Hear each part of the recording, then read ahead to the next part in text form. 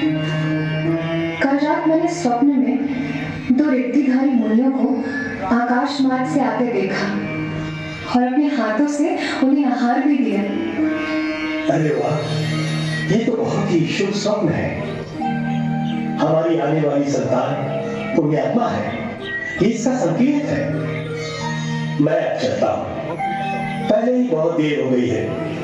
तुम अपना ध्यान रखना।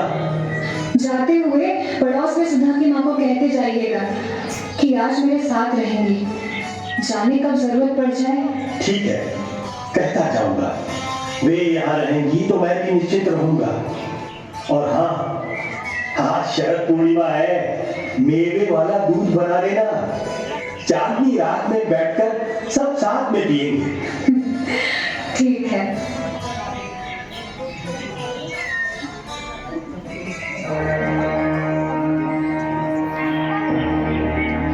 मैंने पहली बार गर्भ धारण किया हूं, ऐसी बात तो नहीं है,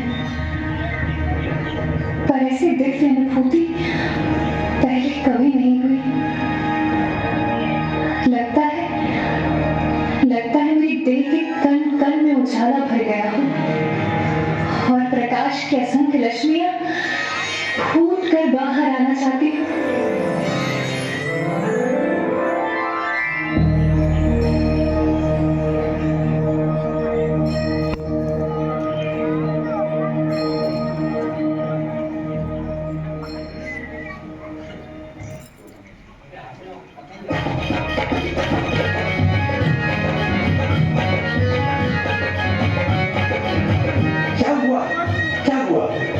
दिखाई नहीं पड़ रही।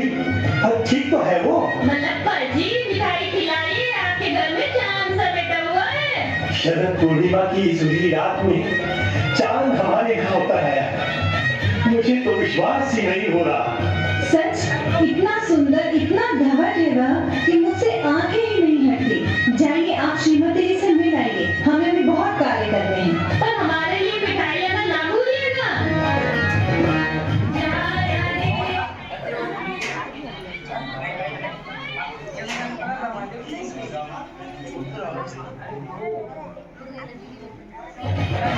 अरे सच ही तो कह रहे हैं सब। शरद पूर्णिमा की इस चांदनी रात में मानो चांद ही हमारे आंगन में उतर आया है। हाँ, क्या नाम रखेंगे इसका? शरद? नहीं, इसका नामकरण तो मैं पहले ही कर चुकी हूँ। भट्टारक विद्याधर की समाधि पर माथा टेकते समय जाने कितनी बार सोचा था कि अब की बार पुत्र हुआ तो उसका नाम विद्याधर रखूंगी। विद्याधर? ये तो बहुत ही सुंदर नाम है। देखना ही, हमारा विद्याधर एक दिन अपनी विद्या के बल से पूरे सतलगा का नाम आसमान तक रोशन करेगा। आप कहते हैं कि चांद हमारे आंगन में उतर आया है, पर मुझे तो लगता है कि पूरा आकाश ही हमारे आंगन में उतर आया है। तुम इतने बड़े ना हो जाना मेरे लाल कि मेरा आंगन तुम्हारे लिए छोटा पड़ जाए।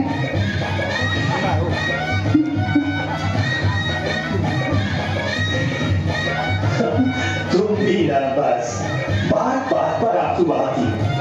देखो कैसे टुकुर टुकुर देख रहा है विद्याधर में, जैसे कह रहा हो माँ, हम तुमसे दूर कभी नहीं जाएंगे। चलो, अरे भैया तो हंस दो।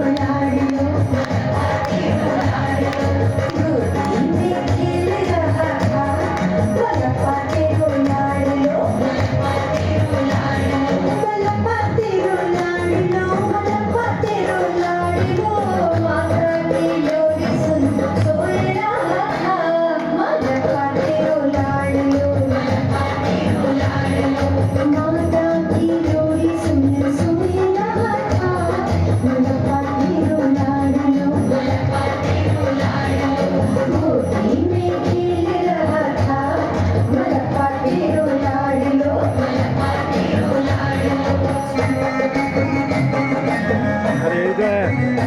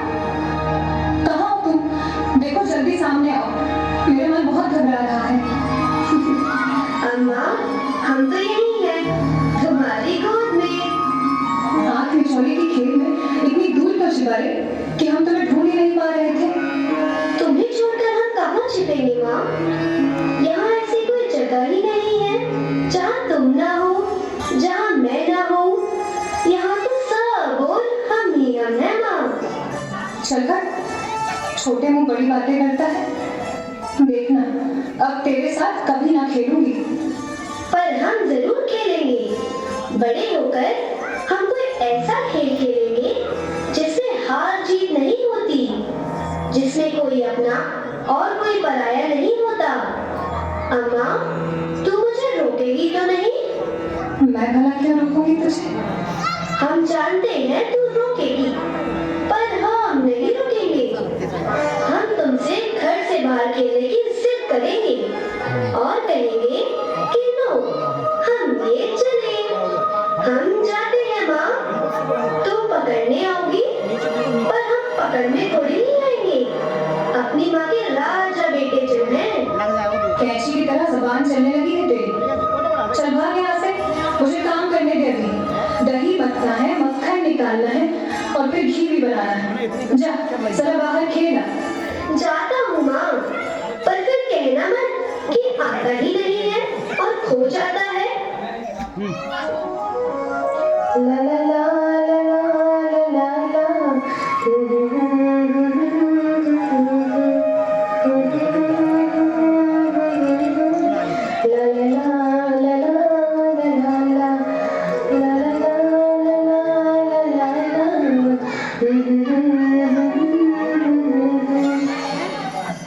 हम तुम्हारा कहना मानते हैं ना माँ?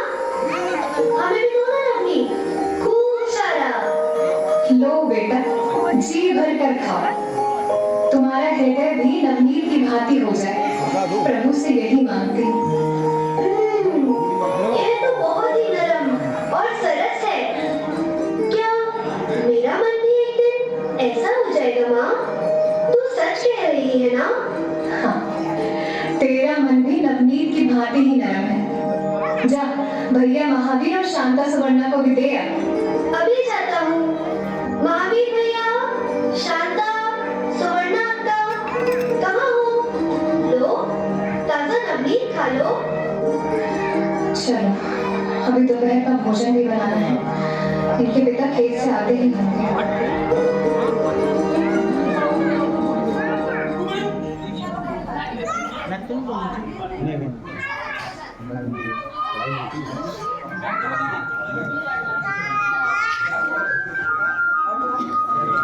अरे आई, आई कहाँ हो? जल्दी से खाना लो, बहुत भूख लगी है।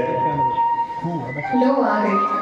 मुझे पता था आप आते ही खाना मांगेंगे। अरे काम से लौटा थका आदमी भोजन ही तो मांगेगा। क्यों, क्या बात है? आज घर बहुत सुना है, वानरों की पूरी टोली गायब है। कहाँ है सब बच्चे? खेल रहे होंगे यहीं आसपास कहीं। भूख लगेगी तो खुद ही दौड़े चले आएंगे। विद्या की पढ़ाई लिखाई कैसी चल रही है? मैं ज्यादा पूछता नहीं उससे। अध्ययन के प्रति उसकी लगन और विनय देखकर मैं निश्चिंत हूँ। 3 कोस दूर पैदल स्कूल जाता है। ठंड गर्मी बरसात मौसम कैसा भी हो, कभी ना नहीं बोलता। एक बात कहूं, मुझे ऐसा क्यों लगता है कि विद्या किसी दूसरी दुनिया का है, साधारण बच्चों से बिल्कुल अलग। न जाने किन विचारों में डूबा रहता है। कई बार तो लगता है हमारे साथ तो है वो, पर पास नहीं है हमारी। आज तो आपने मेरे मन की बात कह दी, जैसे बोलने से मैं कतराती थी। हमारे सारे बच्चों में मैं केवल विद्या के बारे में सोचती रहती हूँ। कभी कभी लगता है वो मुक्त आकाश की चिड़िया है जिसे हमने कैद कर लिया है। ज्यादा मत सोचो। आप आराम करो, मैं भी जरा बच्चों की खोज खबर ले लूं। माँ, माँ कहाँ हो? जल्दी आओ माँ। देखो माँ, इसे क्या हो गया है? कितना रक्त बह रहा है माँ। किसे क्या हो गया है? किसे चोट लगी है? कहाँ बह रहा है खून? ओफो माँ, चोट हमें नहीं, चिड़िया को लगी है। पत्थर मार दिया था शैतान बच्चों ने। देखो कितना खून बह रहा है। ठहरो, मैं ठंडा जल लाती हूँ, इससे इसका खून बहना रुक जाएगा। माँ, माँ ये ठीक तो हो जाएगी ना? लाओ, इसे थोड़ा जल भी पिला देते हैं। माँ, ये जल नहीं पी रही, नहीं आंखें खोल रही है। बेटा, अब इसमें जीवन शेष नहीं रहा। ये मर गई है। जाओ, बाहर गड्ढा करके इसे गाड़ा।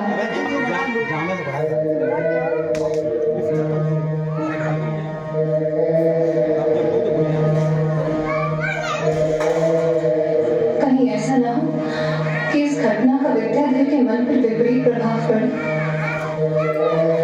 वो वैसे भी बहुत संवेदनशील है। अब अच्छे से मुंह हाथ धो लो, मैं सभी को भोजन परोस देती हूँ। मैं आज खाना नहीं खाऊंगा। क्यों? बस ऐसे ही, मन नहीं है मेरा। देखो विद्या, ऐसी छोटी छोटी बातों से विचलित होकर मन को दुखी नहीं करते। ये सिर्फ एक घटना थी। वो चिड़िया देखते ही देखते मेरे हाथों में मर गई। और आप कहती हो ये सिर्फ एक घटना है? जीवन क्या ऐसे ही होता है माँ? पर तुम तो दोषी नहीं हो। तुमने तो उसके प्राणों की रक्षा करने का पूरा प्रयत्न किया। प्रयत्न ही हमारे हाथ में है पुत्र, प्रारब्ध नहीं। ठीक कहती हो माँ, पर अभी मैं एकांत चाहता हूँ। आप सभी को भोजन करा दो।